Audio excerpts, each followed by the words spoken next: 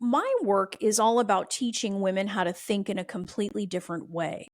Right. And it's really owning your inner narrative and changing. So even though I haven't been in the courtroom in a very long time, I still think in a very logical and linear way. So my work is really about helping women re-engineer their thoughts, not only about themselves, but their thoughts about themselves within the context of fertility. Because we're bombarded, Lindsay, with statistics and long-faced naysaying people telling us it's not possible. But Yeah, when exactly. a woman is, especially because I work with women of all ages, but the primary sweet spot in my work is typically women 35 and over.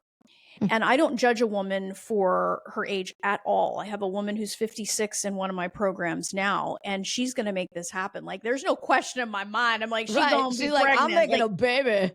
yeah, no, it's Yeah, really good for her. fantastic. But Yeah. it's really undoing the old paradigms and breaking those down and teaching women, okay, this is the way that your brain works. Because I didn't know this before I did this work, but 95% of our thoughts are unconscious. So Mhm. what that means is we're only using 5% of our brain. So when you take a look at the data, it says approximately 95% of our thoughts are unconscious or subconscious. And 60% of that is negative. So when you think about it, the Wow. majority of our just pre-programmed thoughts are negative. And the subconscious is responsible for the patterns that we live by, because if only 5% of the time that we spend thinking is actually conscious, that means that for the most part, we're walking around in autopilot. Of course. It's So, like when you're behind the wheel on the freeway and you're like, "Whoa, I'm already exactly. home?" Yeah, exactly. Like, how did I Yeah. get here? Yeah, I have no clue. I just went by 22 exits without ever recognizing that.